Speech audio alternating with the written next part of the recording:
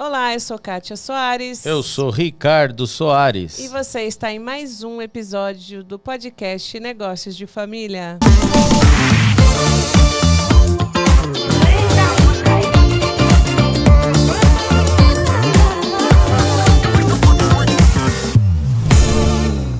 E no episódio de hoje, nós vamos responder uma pergunta. Por que 3 de 4 empresas familiares fecham após os herdeiros assumirem?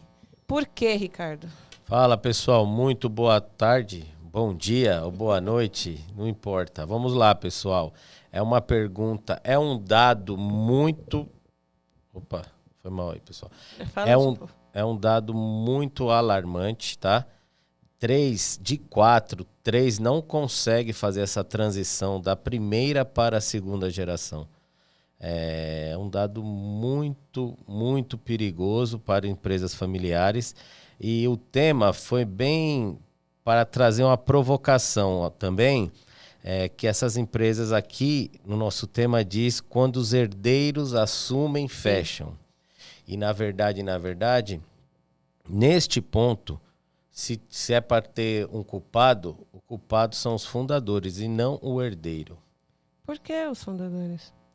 Porque ao decorrer do podcast eu vou trazer vários dados aqui. A gente fecha essa ideia lá no fim. Onde vai ser comprovado que está muito mais a ver com a atitude dos fundadores do que do próprio herdeiro, para esse caso. E para a gente discorrer aí o assunto, vou citar alguns dados com base nas publicações do IBGE, das pesquisas do IBGE, né? 90% das empresas têm perfil familiar no Brasil, 75% dos empregos são gerados por empresas de perfil familiar. Sim. E 65% do PIB brasileiro é gerado por empresas familiares. Então, são números bem interessantes, né, Ri? Porque quando diz lá 90% de empresas no Brasil tem um perfil familiar, ela tem um perfil, ela ainda não é uma empresa familiar. Ela está caminhando para ser. Então, mais ou menos 70% já é familiar e esses 20% está nessa transição aí. Sim. Tem o perfil familiar. É um número para todos verem, né? É o que leva a economia do nosso país, o PIB. 65% de toda a riqueza gerada no país é por empresas familiares. Então, não precisa se dizer mais nada do tamanho da importância que a empresa familiar tem, o seu papel no nosso país. Muito importante, né? Chegando continuando lá no tema, pessoal, 3 de 4 não consegue passar para a segunda geração. Alguns outros dados aqui vai comprovando esse número. Porque uma empresa familiar ela tem uma expectativa de vida de 25 anos. Tá? É outro dado. O que isso quer dizer? Você aí já consegue enxergar 25 anos, ficou numa única geração, né? Se a média é 25 anos, ou seja, para se gerar uma segunda geração aí, teria que ser... Você é uma segunda geração. Eu sou uma segunda geração e a empresa tem 34 anos. Entendeu? Então, por aí você já vê que a expectativa de vida de uma empresa familiar também é muito baixa, 25 anos, tá? Não confundam, pessoal, a expectativa de uma empresa familiar para aquele estudo do Sebrae, tantos por cento das empresas duram de 2 a 3 anos. Não é isso, é sobre empresas familiares, tá? Um outro dado muito interessante, 71% dessas empresas já tem o controle familiar no negócio. 70% das empresas familiares são os familiares que controlam esse negócio. É outro dado. Pode ser bom, como pode ser ruim. Aí depende de cada família, de cada cultura, de como essa família toca esse negócio, né? 47%, quase 50% das empresas familiares são de médio porte, tá? Não são nem pequenas e nem super empresas. Nem grandes, né? São de médio porte. O que é uma empresa de médio porte? É uma empresa que está ali. Ela não é nem uma multinacional, ela não fatura 3, 4 dígitos no ano, mas também ela não é uma empresa um EPP, um simples, que fatura 100, 200 mil por mês. É bem variável isso, médio porte. Porque se você for classificar médio porte, nós vamos usar qual índice? De faturamento, de lucro. Então, é uma empresa de médio porte. Ela é mediana ali. Ela nem é aquela destaque no seu mercado, Que com alto controla faturamento. setor, isso. mas também não é aquela que abriu um pequeno negócio. Sim, é isso. Para você ver, né, 97% dessas empresas familiares, o poder dela é exercido pela família do fundador. Então, para você ver, é pouco usado ainda em empresas familiares um CEO profissional, Sim. né, um administrador profissional, um diretor. Não, é muito centralizado ainda na família do fundador. Hoje é um episódio cheio de muitos dados, né? Cheio de muitos dados para a gente conseguir passar para as pessoas um real panorama de como é a empresa familiar no país, né, Ri? E dados, pessoal, muito difíceis de serem apurados, porque já falamos no começo a importância da empresa familiar no nosso país, no mundo dos negócios, né? E existe pouquíssimas pesquisas, pessoal. Infelizmente, não é se dado o valor que deveria se dar para esse setor de empresas familiares. Então, para você conseguir dados, você pasta. Eu pastei para achar dados, porque tem dados de tudo quanto é jeito, alguns sem pés, sem cabeça, tá? Mas dados... Sem assim, embasamento, né, mesmo, né? Sem conhecimento. E mesmo as grandes empresas, igual a PwC, Sim. BGE e tal, que fazem um trabalho legal, mesmo assim, ainda são... poucas pesquisas, não tem muitas opções. Sim. São poucos dados, sabe? É que, na verdade, Ri, além de não ter muitos estudos, não são estudos aprofundados, né? Sim, sempre de maneira geral, global, Sim. Nada muito direcionado, nada muito específico, né, Ri? Eles fecham muito essa de quantas empresas familiares tem, da primeira para a segunda geração, da segunda para a terceira, porcentagem. Mas entre esse meio tem muitas... Poderia ser explorado muito outros dados. Muitos outros dados, né? Tem muita particularidade, né? Que eles poderiam aprofundar, né? Seria até mais fácil pelo volume, pelo acesso que eles têm, né? Sim. E aí eu vou citar mais alguns dados aqui que tem como base o Banco Mundial. Certo. 30% das empresas familiares no mundo chegam na terceira geração. Nossa, é pouco, né? 30% no mundo.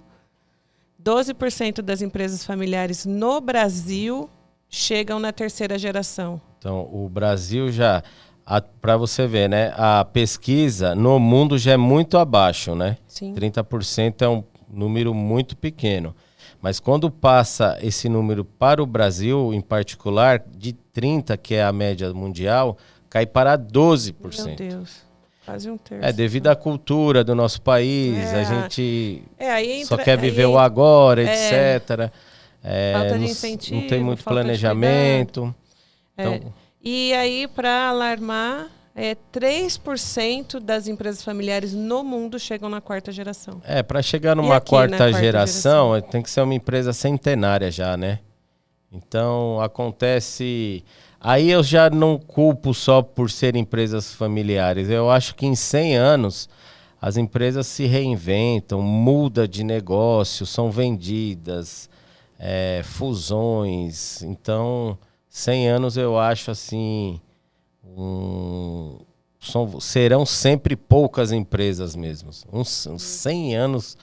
fazendo a mesma coisa, é muito difícil. Ainda mais daqui para frente, né? É muito planejamento sucessório, Henrique. É muito planejamento. E relacionado aos fundadores, Henrique? Lembra que no começo eu coloquei que as empresas 3 de 4 por causa que os herdeiros assumem? Sim. Então aqui a gente começa a falar um pouco porque que eu acho que aí a responsabilidade maior neste momento dessa sucessão é dos fundadores. Não tem como, tá? 80% dos fundadores do Brasil que tem empresas ativas, 80% deles não investem nem tempo, nem dinheiro e nem em processos de um planejamento sucessório. Será que tem intenção, Ri? Não, nem pensam nisso. Não levam em consideração. Por Não. quê? Então, aí entra muitas coisas, né, da cultura do nosso país. Ao decorrer aqui, eu vou trazer mais dados desses fundadores e vocês vão entender o porquê disso, tá bom? 60% são seu primeiro negócio. Então, isso é uma outra, um outro índice, assim, de tão alto essas taxas de 80% não cuidarem. 60% de todos os donos, fundadores de empresas familiares, eles estão estreando no negócio de empresário, de empreendedor. É o primeiro negócio deles. Então, é muita coisa para aprender. Não existe uma faculdade de empresário, de empreendedor. Então, o empresário ele tem que aprender mesmo no dia a dia, com os erros, com os acertos, apagando incêndio. Então, 60% de todos os donos de empresas familiares, eles começaram, a estreia deles como empresário. Então, já é um desafio muito grande. Aí também colocar uma cultura de planejamento de futuro, porque quando falamos de planejamento sucessórios, nós estamos falando um planejamento futuro. Então, é um desafio maior ainda para esse fundador que está estreando, né? Sim. Na função empresário, né? Sim. 90% dos fundadores são tomadores de decisão. Aquilo é tudo centralizado neles, né? 90%, ele pode ter vários setores, mas a última palavra é dele. Ainda é muito isso, principalmente no nosso país. 24% dos fundadores têm um plano de sucessão. Apenas 24%. Então, 24%, a gente começou dizendo aqui que 80% não tem, 24% tem, não bate a matemática, certo? O que é isso, pessoal? Não existe pesquisas exatas. Então, você tem que ir buscando várias fontes e chegar o mais próximo de uma realidade. Então, o que eu consegui, que só 24% tem um plano de sucessão. Aí já daria uma outra pesquisa, que infelizmente eu não consegui esses dados. Desses 24% que tem um plano, quantos estão executando? Foram executados ou que contribuíram para, né? Então, mais ou menos está ali, né? 80 não tem, 24 tem, mais ou menos, você vê, acaba se batendo as informações, né? Sim. Que o número é muito abaixo de fundadores que estão pensando no futuro do negócio. E aí a gente pode falar sobre os motivos, né, Rick, que fazem ser 1 de 4. Os motivos que as empresas não conseguem, né? Que somente 1 de 4 consegue, né? O maior motivo, o principal motivo, pessoal, é a falta de planejamento sucessório, mas abaixo disso vem um monte de outras coisas que se complementam para se falar planejamento sucessório. Planejamento sucessório. Isso né? É algo muito maior, sabe? Mas você não acha que uma das grandes causas aí, um dos motivos, seja disputa pessoal? Pode ser, disputa entre os familiares, irmãos, primos, cônjuge. Aí já começa aí desses motivos, desse insucesso. Despreparo dos sucessores, também é outro. Mistura entre família, propriedade e gestão. Tem vários aspectos. A dependência ou a centralização do fundador.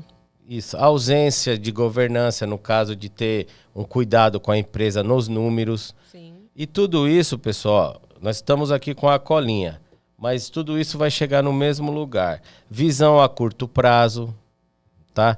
Mas tudo isso encaixa bem no planejamento sucessório. O planejamento sucessório cuida de todas estas áreas.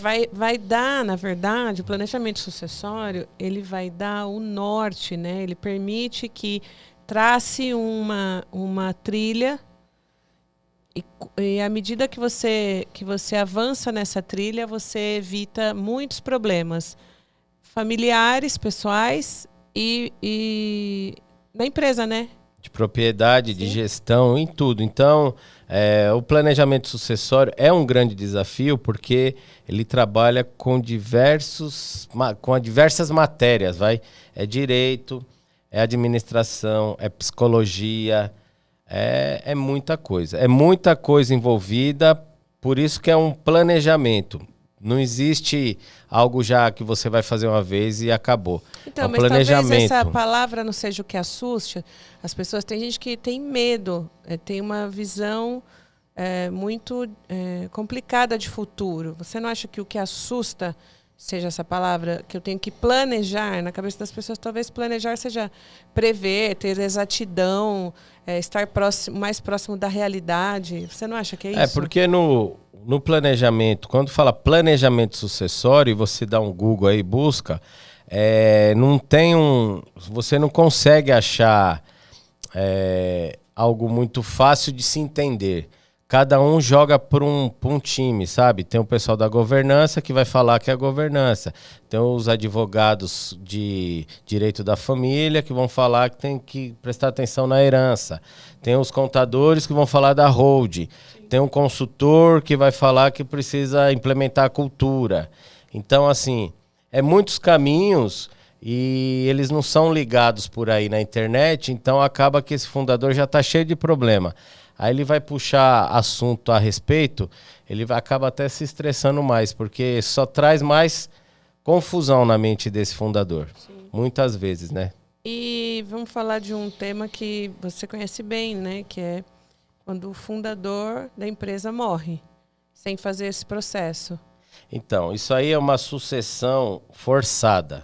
Existem vários tipos de sucessão, pessoal. Lá na nossa mentoria, nós passamos uma tarde conversando sobre tipos de sucessão, tipos de vendas de empresa. Então, existem vários tipos de sucessão. Esse tipo é a sucessão forçada, é quando esse fundador, de forma repentina, vem a falecer. E aí se começa a pensar assim, voltando ao nosso tema, pessoal, 3 de 4 sobrevive da primeira para a segunda geração. Agora, pega esse dado. E quando for uma sucessão forçada, que o fundador morreu de forma repentina? Não tem esses dados. Não tem, procurei, pesquisei. Não tem nem no Brasil e não achei também na Europa, Estados Unidos. Não achei ainda. Estou procurando. Se alguém que está ouvindo aí tiver esse dado, por favor, passe para mim.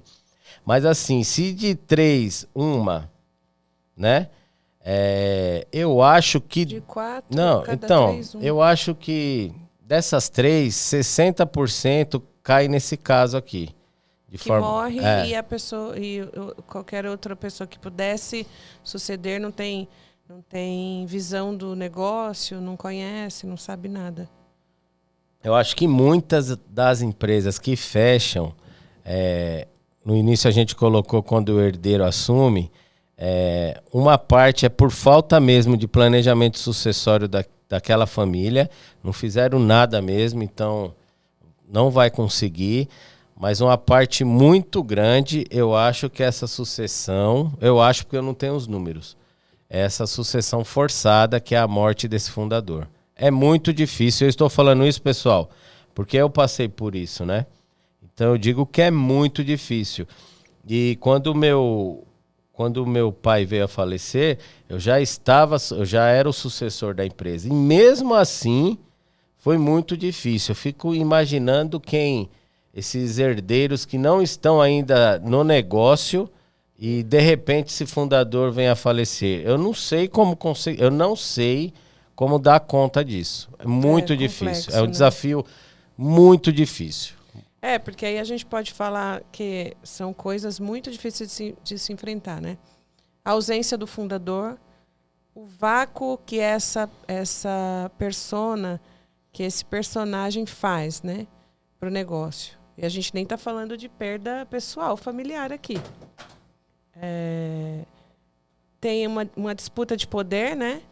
Disputa de poder, porque como a liderança ficou em aberta, né? Aí vai ter os caciques, né? Todo mundo vai querer o poder. Tem cacique, não tem índio. Então, aí vai todo mundo querer o poder. incerteza de como aquele fundador trabalhava, as estratégias de negócio, que às vezes esse fundador, ele acha que ele não vai morrer, né? Então ele não passa para ninguém o jeito dele trabalhar.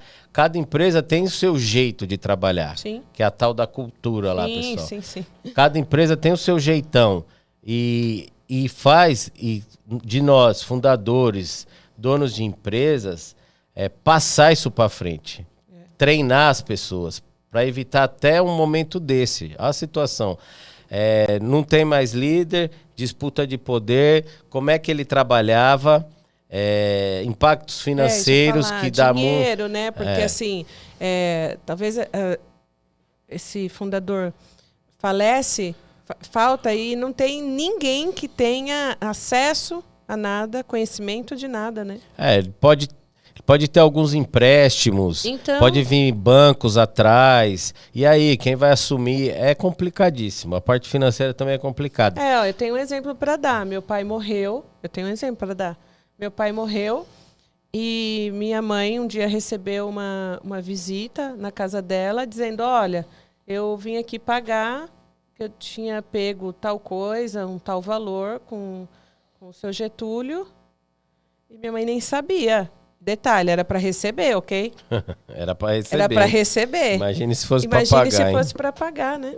Então, mas o efeito confusão dá nos dois lados. Ou com muito dinheiro ou sem dinheiro. Então, a confusão imagine se não aparece 10 pessoas aí cobrando nem o que existe, nem o que existia.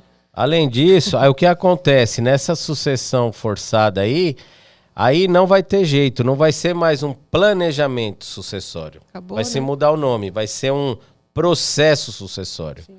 Ele vai ter que ser feito, mesmo de forma conturbada. Porque não... um planejamento sucessório, tudo planejado, você mexendo em todos os pauzinhos, mexendo com os familiares, conversando, já é tenso. Imagine assim... na morte desse fundador. O susto, né? Vai ser um processo sucessório assim. Aí que entra. Aí esse processo é tão conturbado que fica difícil da empresa continuar, porque acaba sobrando tudo para a empresa. E a empresa não pode parar. Sim. É dia a dia. Aí nisso se trava muito, muitas coisas e a empresa acaba... Ou alguém compra ela por preço de banana... Ou ela nem consegue continuar as suas atividades, né? Sim, a verdade é essa que acontece. É isso. E aí, como é que a gente evita essa situação? Agora a gente vai para uma parte boa, prática, né? A gente evita como essa situação? Da sucessão, dessas 3 em 4, como ser só essa aqui? Sim, só essa empresa que consegue esse sucesso. Como ser a exceção, né? Como ser a exceção nesse mundo de planejamento sucessório? Então, gente, com o planejamento sucessório mesmo. Não tem saída. É um planejamento sucessório abrangente, feito com calma, tendo uma visão de longo prazo. Sim. Você tem que reconhecer que essa sucessão é um processo contínuo. Vai estar sempre se transformando, porque os filhos crescem, casam, têm netos. É um processo. Hoje eu adquiri mais bens. A empresa ficou ruim, eu vendi os bens. Sim. Ela melhorou, dupliquei os bens. Sim. E tudo isso tem que estar alinhado nesse processo sucessório. Mas existe técnica, existe modos de fazer isso de uma forma leve. Sim. Não precisa ser algo fazer uma vez só, que é um outro erro. A pessoa contrata 2, 3 consultores, advogados, vão fazer o planejamento sucessório. Só que você não pode esquecer, empresário, fundador, que as coisas mudam. Por isso que tem que ser contínuo. Não tem como. Às vezes você vai fazer um grande planejamento sucessório, daqui 3 anos mudou tudo, você vai ficar nervoso, você vai ter que fazer tudo de novo. Sim. Então você tem que fazer de um jeito pensado para ele estar sempre pronto para mudanças, alterações, sempre. Planejamento sucessório contínuo, sempre. Alterações. Põe isso na cabeça, pessoal. E outra coisa, você engajar todas as gerações nesse planejamento sucessório. Se não, fundador, você vai cometer o mesmo erro que eu já citei lá em cima. Você vai ficar tudo na tua cabeça, só você sabe o planejamento sucessório, o que você quer de futuro da tua empresa, Só você sabe, só na sua cachola tá lá. Se você quer vender, se você quer crescer com a empresa, se você quer fazer uma fusão, só você sabe. Ninguém sabe, não adianta. Na hora que você sentar para todo mundo assinar alguma coisa, você não engajou, você não trouxe a turma, não trouxe os filhos, os netos, as noras, você não trouxe a galera. E querendo ou não, o fundador, eles fazem parte do negócio. Sim. Não existe ex-herdeiro. Eu falo sempre essa frase. Tem coisa que não dá para cancelar. Já é de direito. Então, aceita e vamos trabalhar engajado, em conjunto. E ainda mais, pessoal, essa nova geração. Essa nova geração não é dinheiro. Eles querem respeito, conversa, qualidade. É outras coisas. Então, não vai ser o dinheiro que você vai conseguir ali, às vezes, resolver algum dos pontos desse planejamento sucessório com a nova geração. E aí a gente volta para a nossa pergunta inicial, né, Ri? Por quê? Porque quase 80% das empresas familiares não têm tratado, não têm colocado em pauta o assunto. Porque aí, pessoal, falo nesse bate-papo que tivemos aqui, né? Eu comecei a ter as minhas reflexões, né?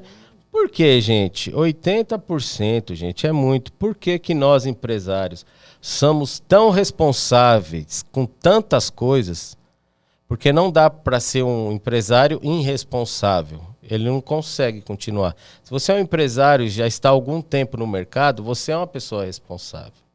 Então, eu pergunto, por que que a gente, empresário, por que só 20% tem a preocupação com o futuro da empresa no quesito sucessão?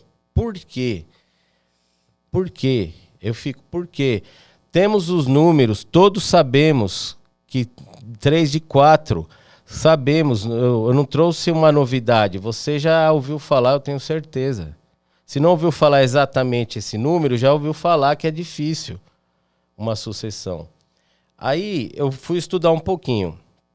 A conclusão que eu cheguei, eu li em algum lugar essa frase, e eu falei, puta, é isso. É a conclusão mais perto da realidade que eu consegui chegar, porque nós, empresários, não conseguimos pensar no planejamento sucessório. Cheguei na seguinte frase, achei essa frase que encaixou. Sim. Olha lá, falar a frase, segura. O ser humano não suporta a ideia de pensar na finitude da vida.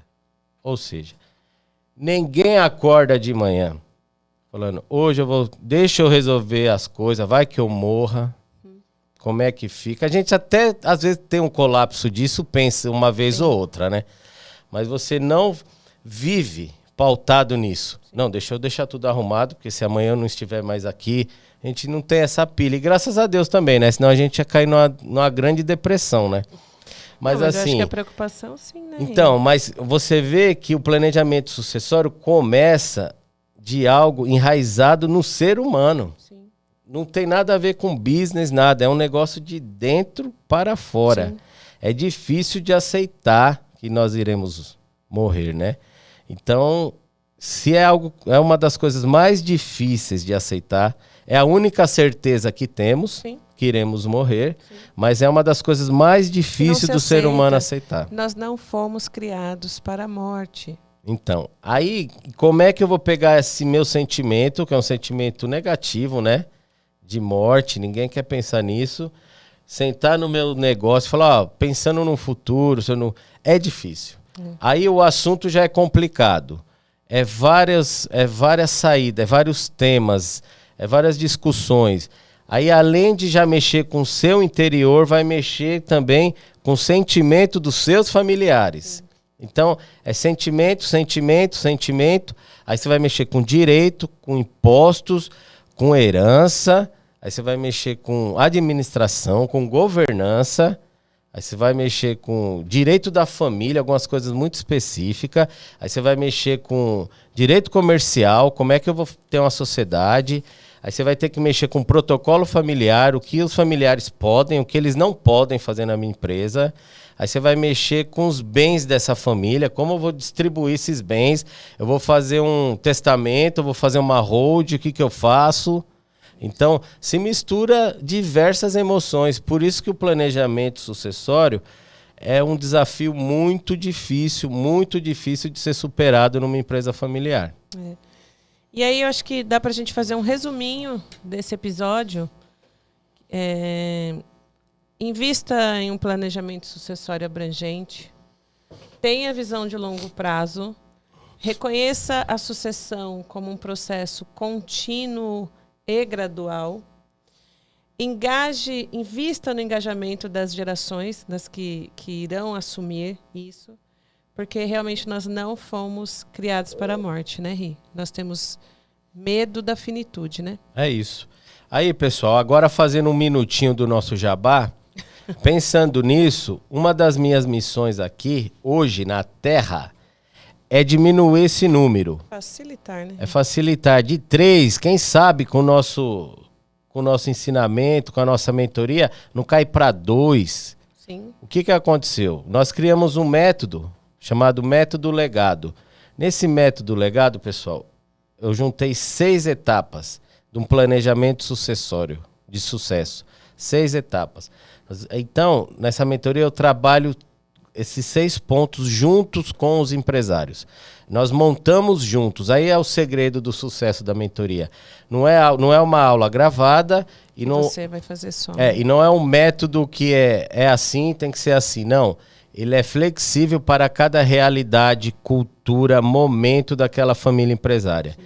E é feito assim, juntos. Nós montamos juntos. Você vai montar o seu, o amiguinho do lado dele e juntos nós juntos ali, mentorando vocês, vamos montar um planejamento sucessório que possa ser mudado, flexibilizado para frente. O que isso vai fazer você? Saber tomar as decisões certas. Eu vou pôr uma hold agora, não vou colocar. Vamos começar a fazer um protocolo familiar? Vamos fazer um combinado entre a família. É um processo contínuo, é aquilo que a gente acabou de falar. 6 passos para você depois continuar esse processo contínuo de melhoria, de atualização dos seus interesses familiares nas empresas, né? E é isso, né, Ri? Por hoje foi só isso aí. Espero ter ajudado eu e a Kátia. Espero que você saia desse podcast melhor do que entrou, com as informações da seriedade que é o planejamento sucessório. E estamos aí, né? Que Deus abençoe a tua casa, a tua família e os teus negócios. Ficam com Deus, pessoal. Tchau, obrigada.